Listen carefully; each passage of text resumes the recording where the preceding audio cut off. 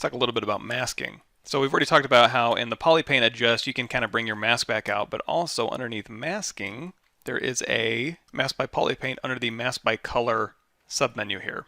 So pretty self-explanatory. If we go over here to mask by Polypaint, we have very much the same menu here, or interface. We can click and drag, and if I want to mask all these purple areas out, we can go in here, we can change our tolerance down.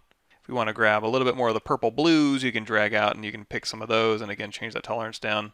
So again, you're just kind of picking most of the colors that you want. Now you're going to see over here overwrite, mask, and unmask. And again, if you want to hide your colors, you can kind of see exactly what you're masking here. Or hide your materials if you just want a flat color to see a little bit better.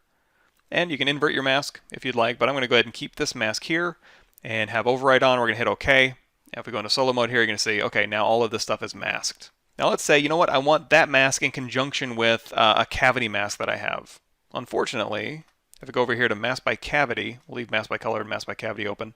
Mask by cavity intensity, you can just kind of play around with that.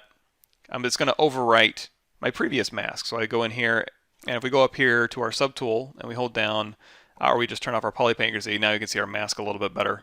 You may be thinking if I go into render and fade opacity, it actually fades our mask and our Polypaint, so that's not totally useful, but we'll get more into that later.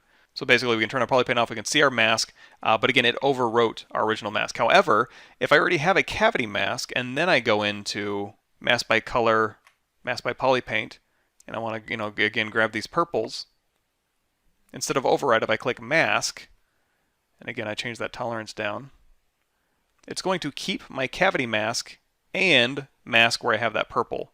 So if I go hit OK, you're going to see my cavity mask is still there and I have purple. In fact, I can go back into mask by Polypaint. I can grab maybe some of these lighter blues here, turn it back to mask, and just keep adding to that mask. Again, if you want to see that, just turn off Polypaint here and you can see, okay, you can just continue to continuously add to that mask there. Now one thing we were playing with earlier, we'll grab our little wrestler head we were playing with. Again, you can go in here to mask by color, mask by Polypaint, and this one's a little bit easier to kind of see. You can very quickly just go through and mask out the orange, or you can invert the mask. And we'll go ahead and drop that tolerance. And then when you come out of there, there's your mask. And now with that mask, you can actually go down here to Polypaint, adjust colors, and it'll go ahead and inherit that mask as well. So now if you just go through here and you start doing like RGB intensity or changing that hue, and then hit OK, Control drag to unmask, you're going to see that's the result you get. And of course, if you don't like any of that, just hit Control Z to undo it.